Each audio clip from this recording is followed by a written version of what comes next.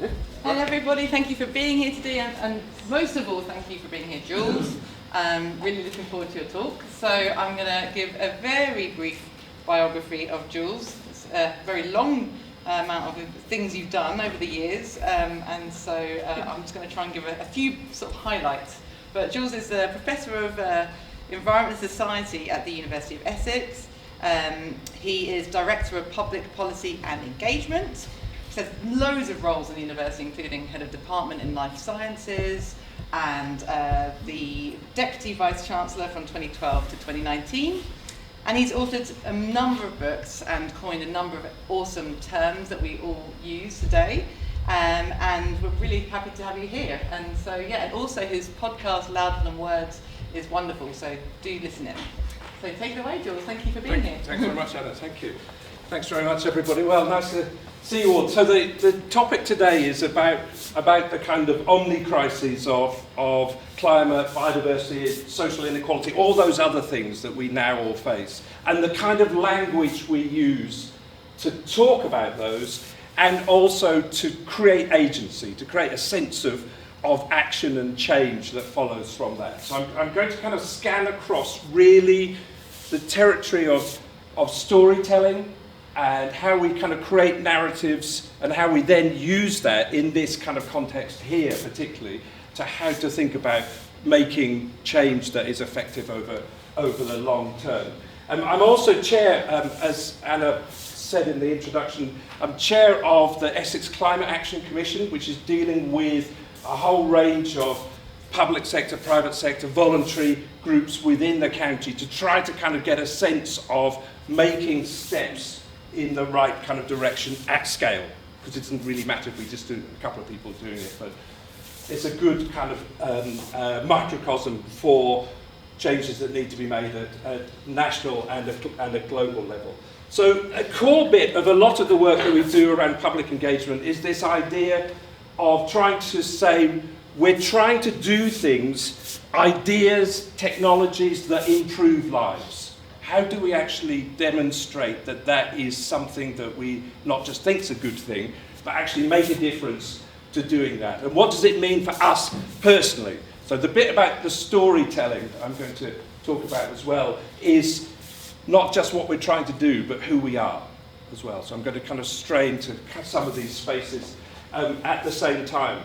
So storytelling is really about this notion that we want to find ways of making sense of the world, how we find the right words to talk about crises, how easy it is to say it's all doom and gloom, and how bad it is to slip down that route, I think, for a lot of the time.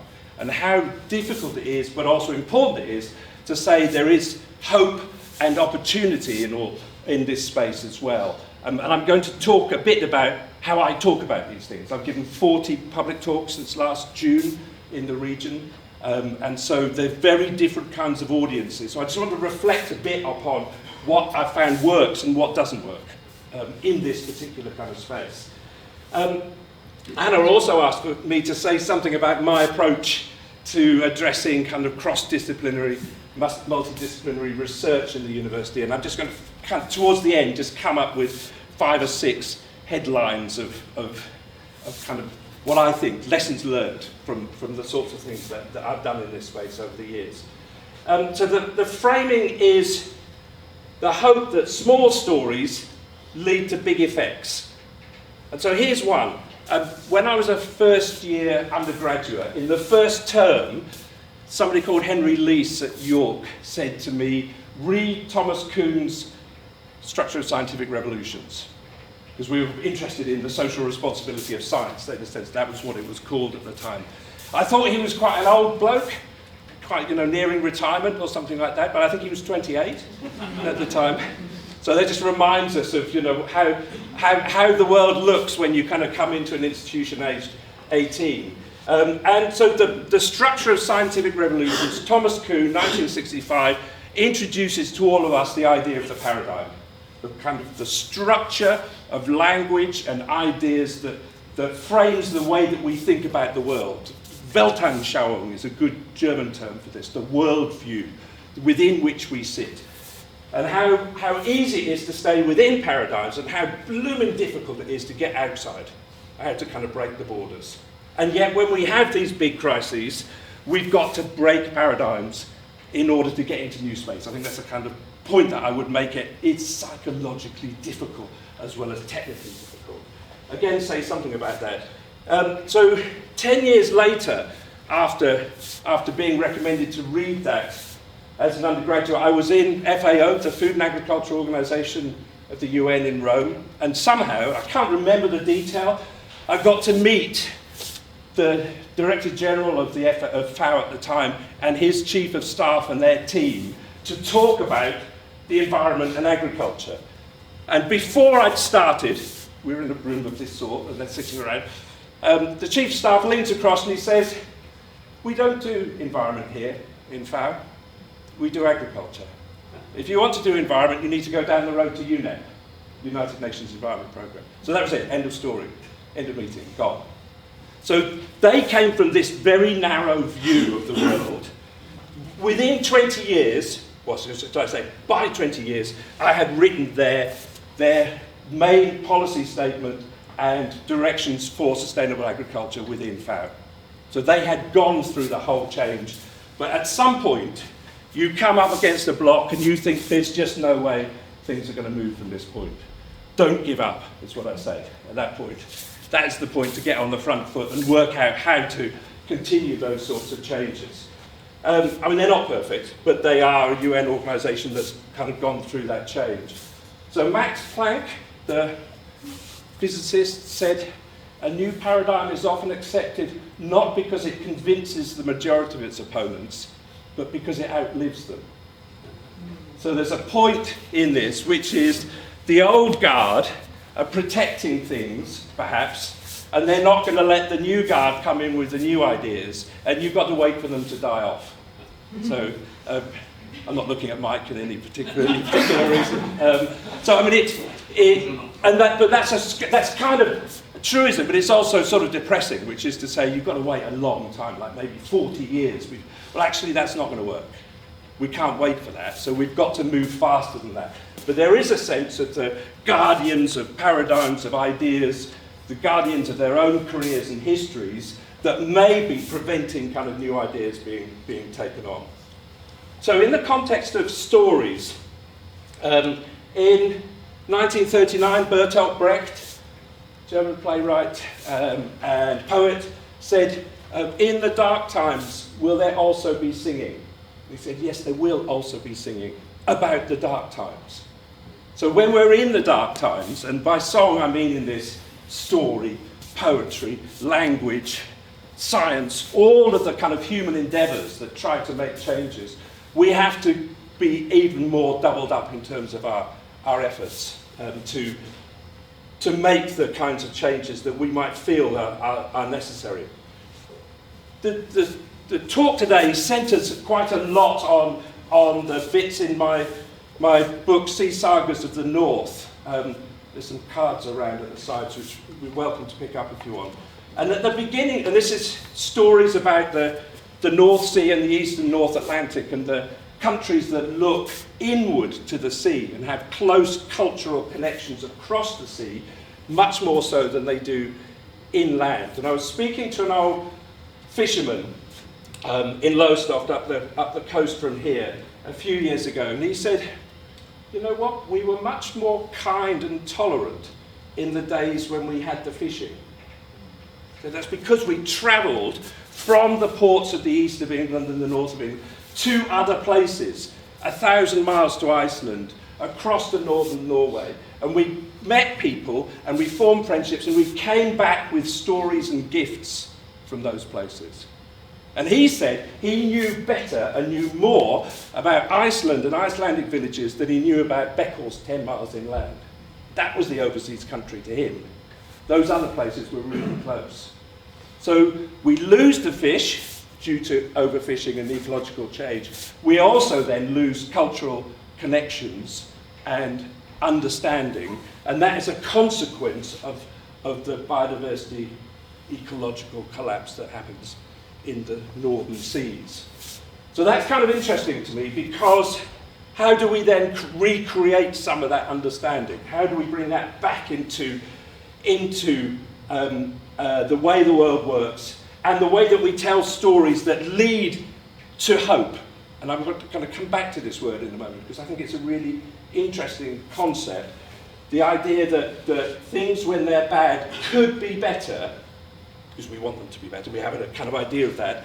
How do we talk about hope in that kind of context? So for me, story is about the kind of human endeavour of sitting around the fire, the flickering hearth, the end of the day, the meal is complete, people are going to tell stories at that point, children are sitting around the fire, eyes wide as the stories are being told, and then in the flickering shadows, you know, the ghosts of cultures are hovering as you tell kind of stories into their space. We've always done that sort of thing. That's the way that we've transferred knowledge and understanding of the world.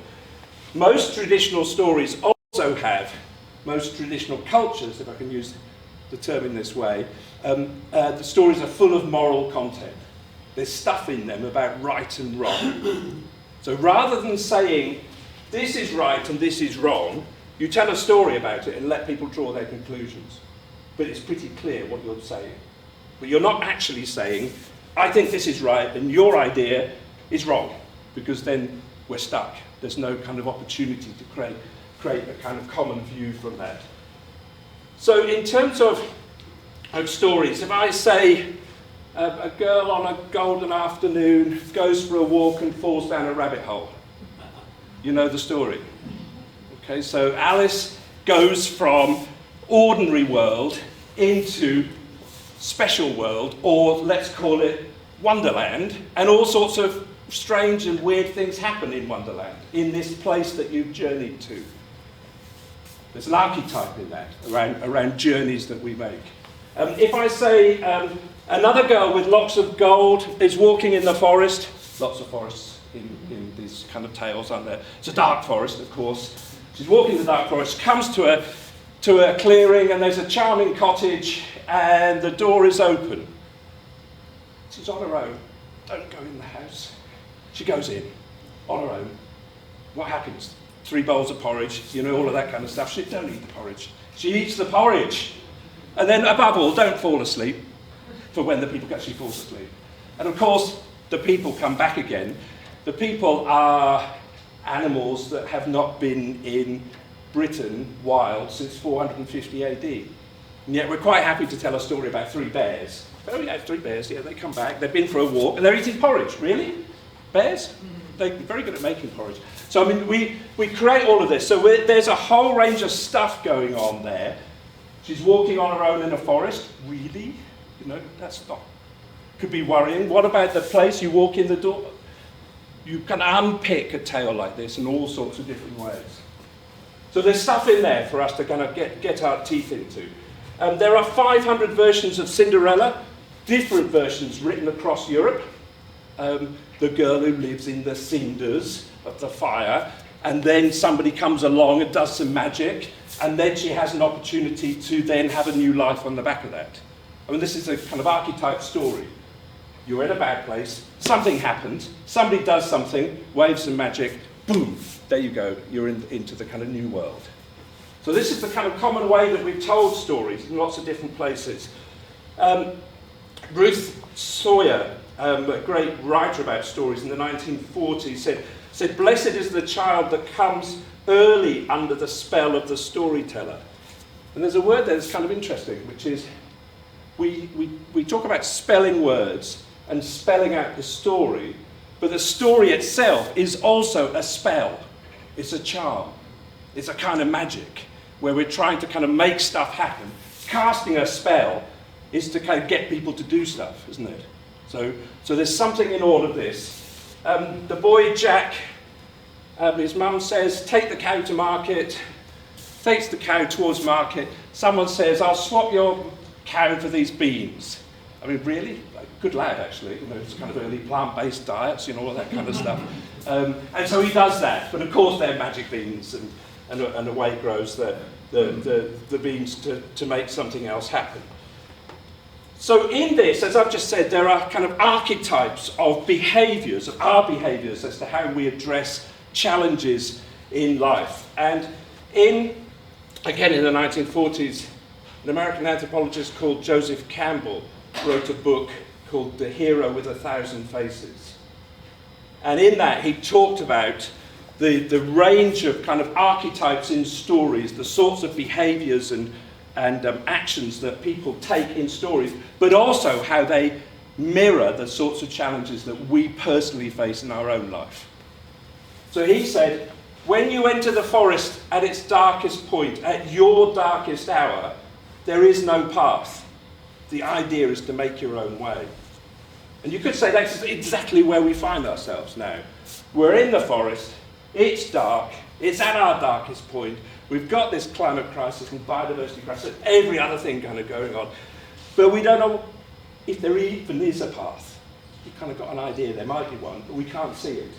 So somebody's got to make the path to get us kind of going on it. So that's moving from the ideas of understanding of what's happening through to agency. How do we make that agency emerge from this space? So these sorts of stories, the arc and the archetype, as it were, is a heroic journey of some sort. A threshold, you're here, you step across, and then you begin the journey. And then you go on the journey, and there's anxiety and stress and fighting the dragon at some point, and all of that kind of stuff. And you come back home with the elixir of life, marvellous, you've succeeded. You've got it with you. I've got the elixir. And someone says, about time you came back, fix the gate, would you? You've been away for all of these months. Bang, back to earth again. So this ordinary world, special world coming back again, completely common in all sorts of kind of storytelling, which I'll mention at the moment.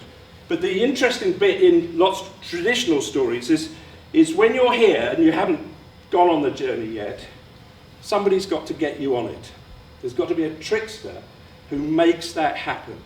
And almost all traditional indigenous storytelling cultures across the world have trickster characters within them. People, animals, archetypes of a range of different sorts, sometimes plants, that are the things that get people to do something differently.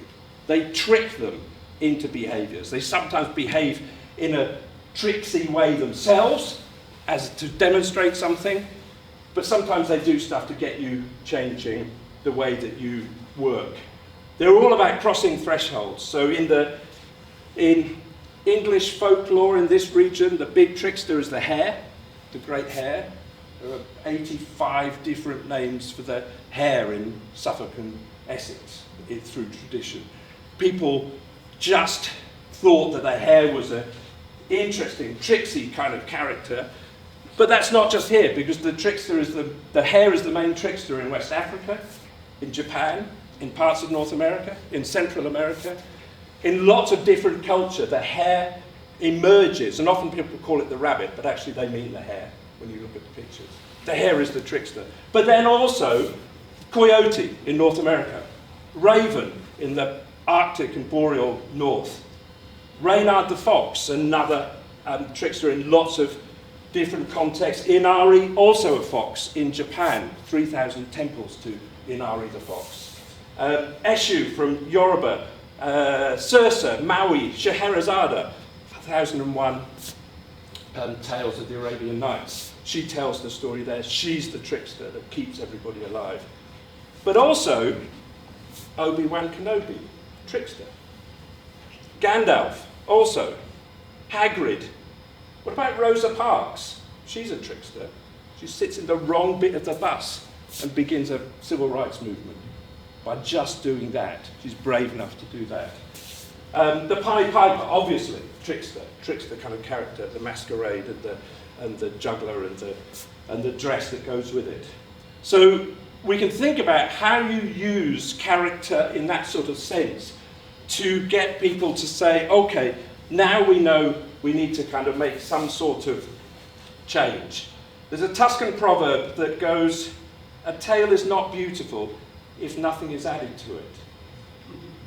So I think that's kind of interesting because it suggests that when we're telling stories, we don't actually want to fill all the gaps, fill all the spaces, explain everything, because that actually takes away people's own agency and capability to fill the spaces with what they think is important as part of the story that they're hearing. And I'll give you a couple of examples for that.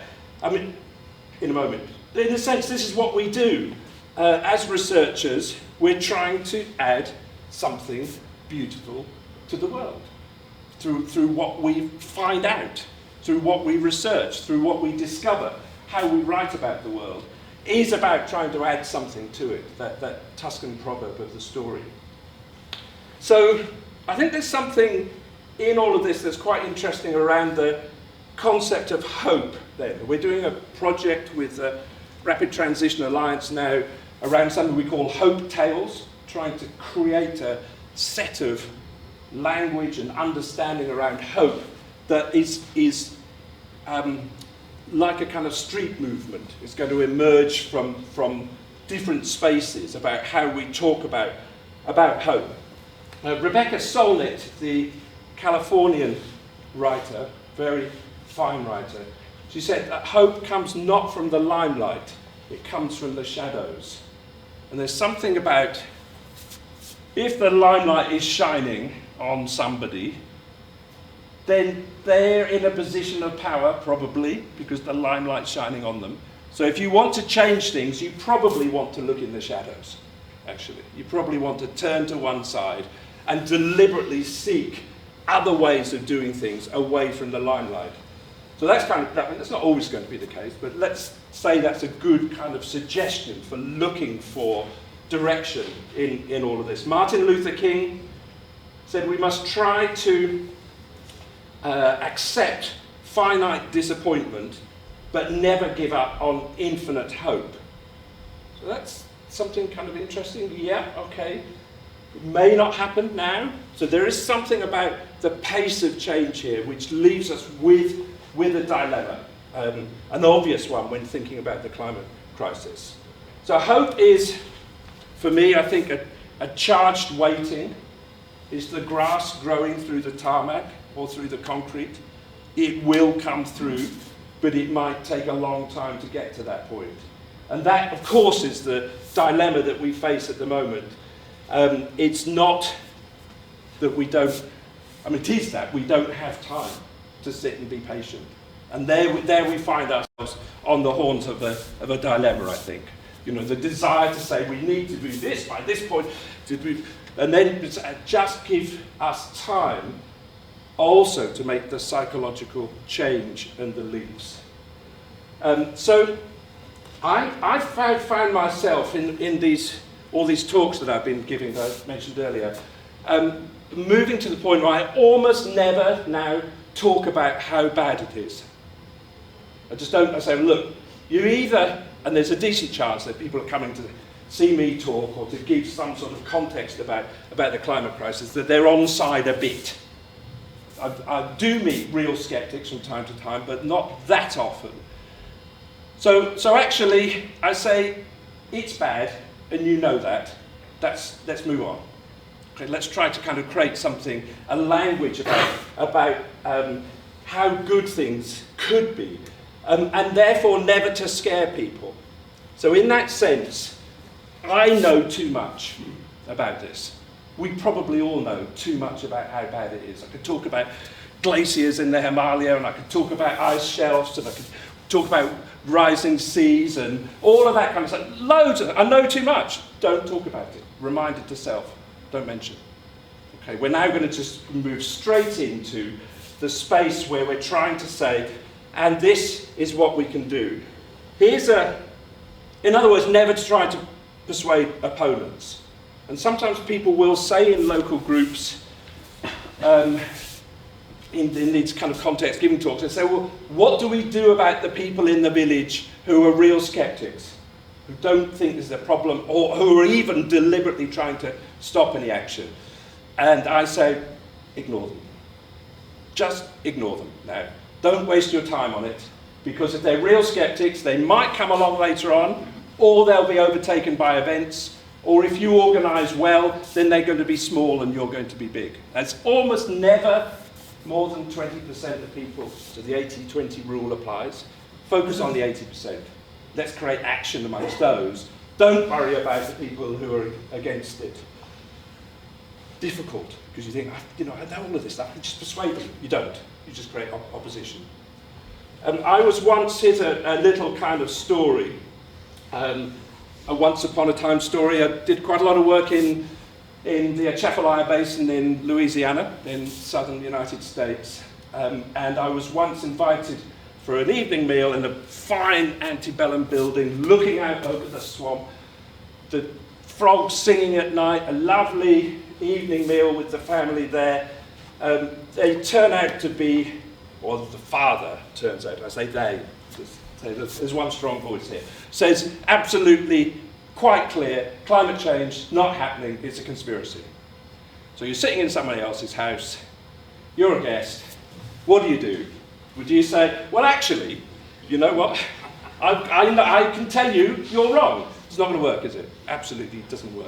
So I kind of realised at that point, the thing to do is just form bridges, see what happens. We spent the evening sitting in the garden with the kids, looking at and naming the constellations in the sky and listening to the frogs, and it's a very pleasant evening, and you establish some sort of bridgehead with somebody at that point. It is worth noting that, I think it's 35, but I might be behind the times on this, the number of names of parishes in southern Louisiana that have been, the official term is retired. So the actual names no longer exist in the record of settlements within the United States because they have disappeared. So they know this, and also don't know this. So you just have to kind of say, well, they've disappeared because of climate change and action on the coast and all of that kind of thing, but you're not going to win that one. You're just going to make yourself look unpleasant and make them feel embarrassed. So there is a difficulty there. This is what I do. Turn it round like this. So here's another story. What links, I think you're going to get this, aren't you? What links these 5 countries? I might have used this in the Coast Conference. Did I say this one? I can't remember, Michael. In the autumn. What links these 5 countries? Iceland, Norway, 2 of the ones that feature in the book. Iceland, Norway, Albania, Costa Rica, and Paraguay. Smallish countries, yes. Coasts, not Paraguay. Any ideas? Okay, so they're all 100% renewable electricity. All of them.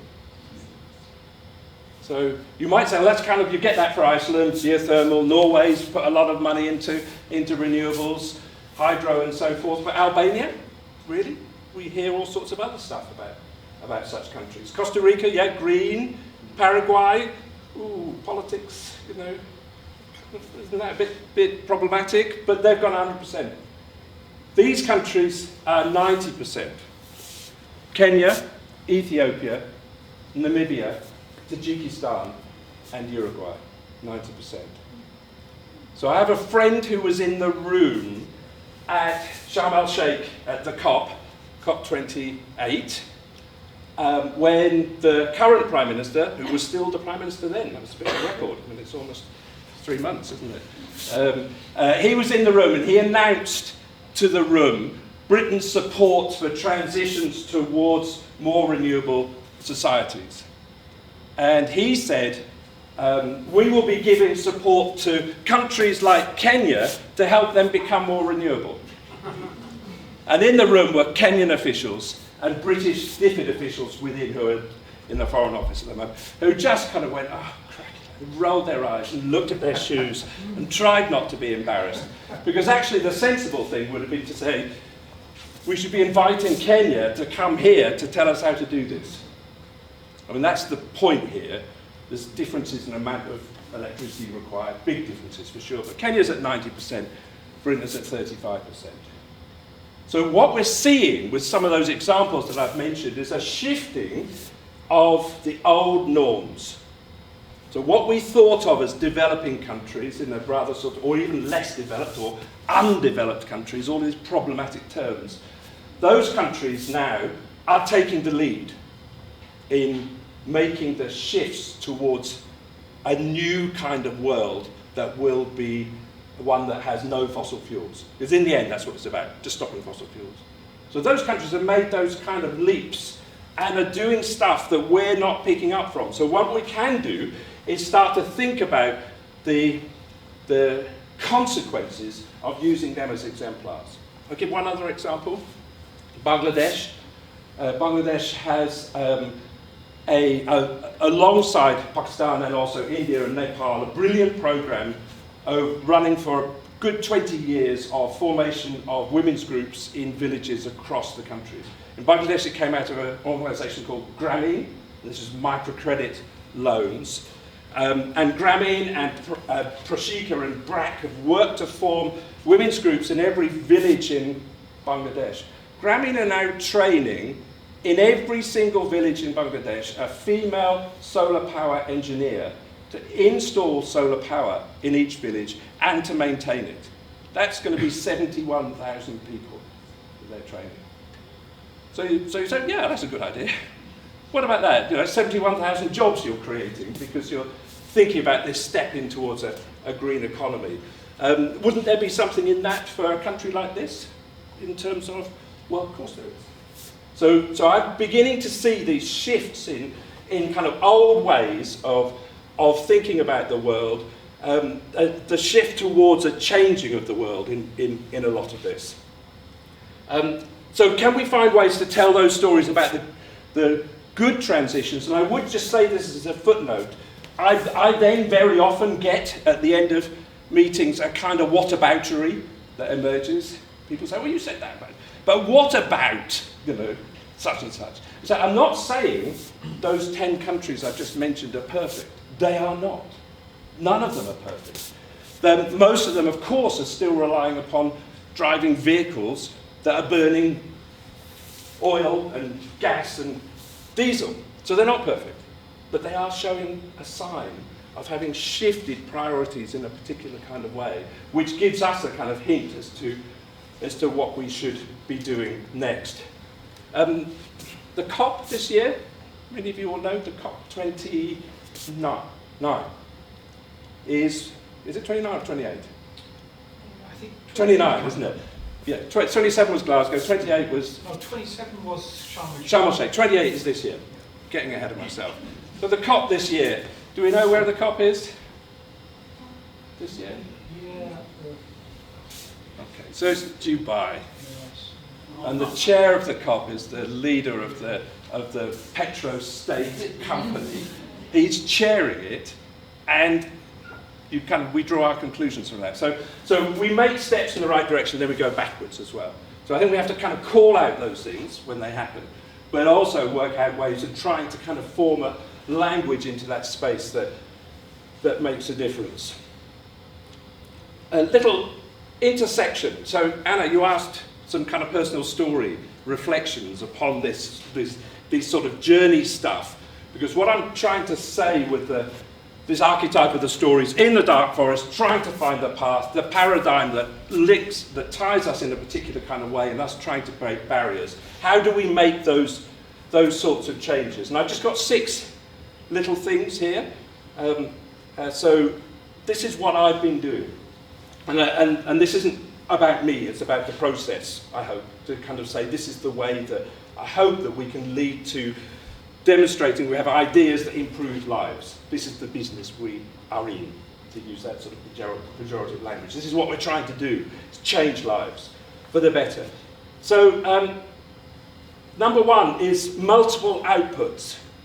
So I've written, of course, papers and things called ref submissions and papers and outputs in a really kind of functional way that we use that language now, but also books and podcasts and radio and TV and films. And my feeling is that if you have many different audiences, you hone the craft really well.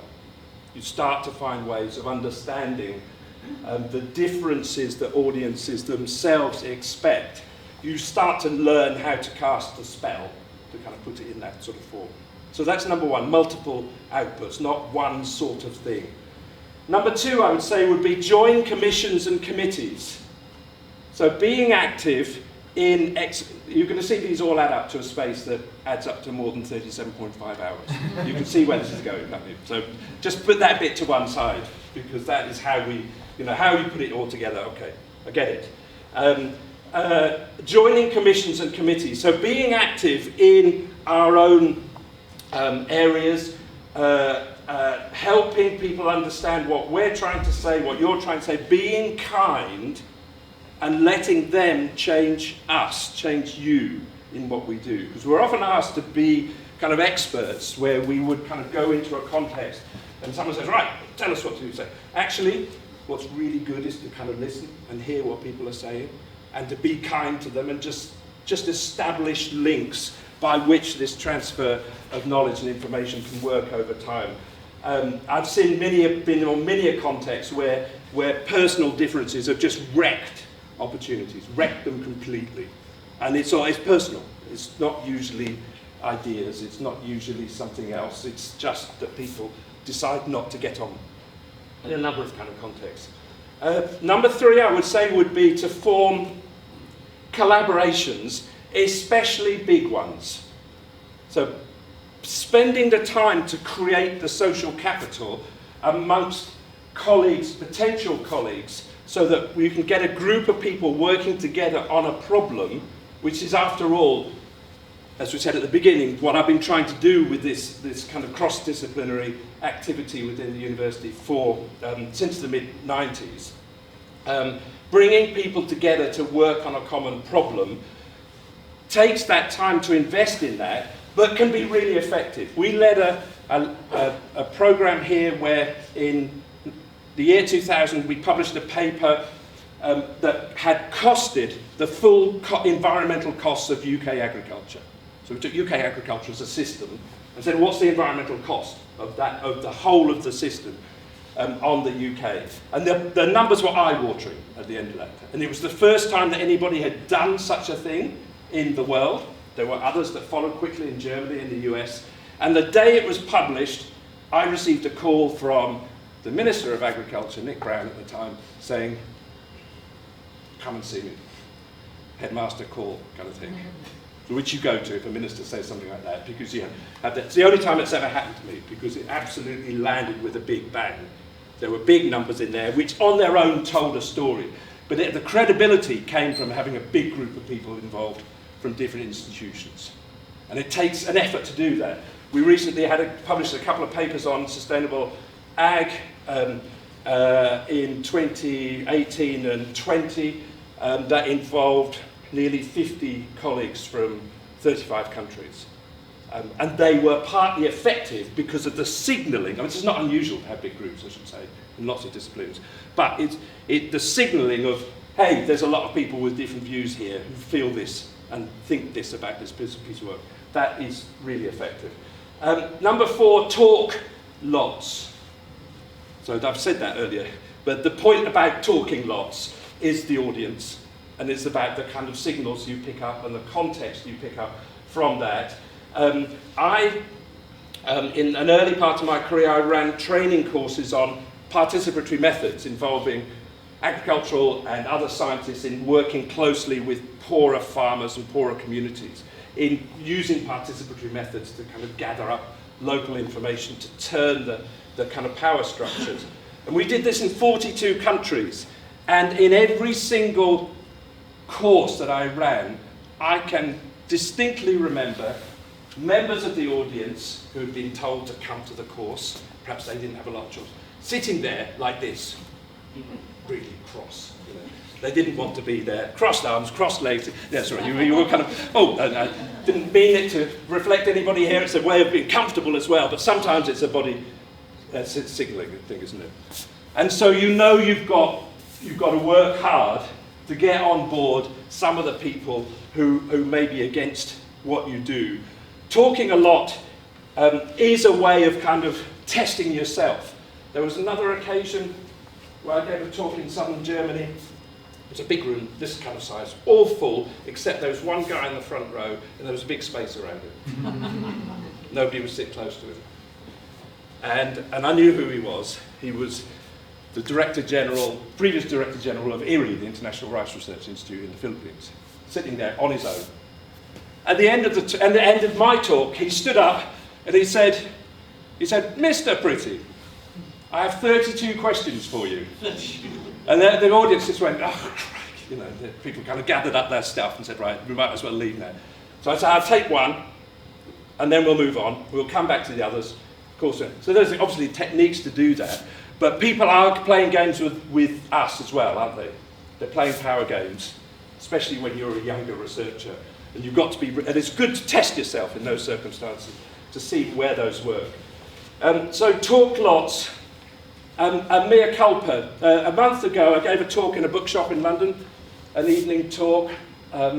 Very beautiful building, lovely, up high, gorgeous sunset, nice talk. One person who was just out for an argument the whole time. She was just really cross about the whole thing, and just argued about almost every other bit, like maybe 10 times up to this point, and the audience is beginning. I said, I think you probably should leave it to the rest of the audience now. And so she left at that point, and the audience was going, she wrote an email to the bookshop owner the next day saying, "That was the best talk I've ever been to." And she had bought the book, and she said, "It's the best book I've ever read on this." And you can't, you form a judgment. People are having an argument with themselves, not necessarily with you. There's other stuff going on, and if we trust them and just say, "Fine, let's deal with it," you never know what might happen. So I came home really pissed off, thinking that was kind of a shit show, really. Sorry, it's on record, isn't it? And it wasn't at all, actually, for the person. It was actually them being tricked into making the journey, actually. They were then going to step into a new space. So you kind of never know. Number 5, allow yourself to take untrodden paths. So I would go back to that paradigm point. It's blooming difficult to make leaps into new spaces. I think a lot of self-definition in universities, students and staff, would be about thinking new things and taking steps into new space. That's why we're here. We're learning stuff to transform ourselves, to do new things in the world. That's the point about it all. But it's very easy to forget that after a bit, and just to think that knowledge is about accruing stuff, facts. But actually it's about changing the paradigms, which can be super scary. I mean, it really can be, because there will be people who, like the guy here, who won't be up for it. And my final point would be to say, be patient. So back to this point about giving things time. In 1995, I wrote a book on regenerative agriculture, which was my first sole authored book, and it kind of helped to frame the discussions internationally about regen ag. And during the pandemic, when we had one of those little gaps, I went to visit friends in South Essex, farmer friends, to go for a walk around the Dengie Peninsula. And sitting on Pip's kitchen table, farm table, was a copy of Isabella Tree's book, Rewilding. I thought, that's kind of interesting, because most of the farmers I've met are really against that book. And he started talking, and he said, "Yeah, well, I've changed everything we do to regenerative agriculture." So I thought, that was really interesting. He said, "I learnt it all from YouTube. All of it. Not from books, not from extension agents or researchers coming around, all from YouTube, American and Australian farmers who had put up stuff about what they'd done." He said, "You should try it sometime, Jules." And I said, "Well, actually, that's really interesting, because, so be patient." I mean, it's taken, getting on, 25, 28 years for this to kind of come to the point. You never know when the seeds that have been sown will come forward to stretch into those sorts of metaphors. So it could take, and I think that leaves us with that dilemma of time that I mentioned earlier on. We can't wait 25 years to see whether we solved the climate crisis stuff, because we've only got 10 at best to make the really, really big changes. It's this decade. And I do spend a lot of time talking about the actions to go towards low carbon living, which I'm not doing today. But this is the point. So we've got to somehow say, yes, we should have patience to do this, but also don't have patience. Act now. And that's kind of a tricky space. You've got to kind of talk about it and help people to make the steps on that.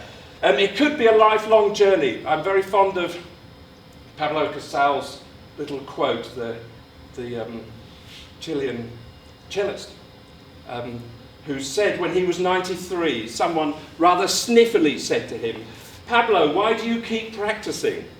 In that kind of way. You know, he's the world's best cellist. Why do you keep practicing? And he said, "Because I seem to be getting better."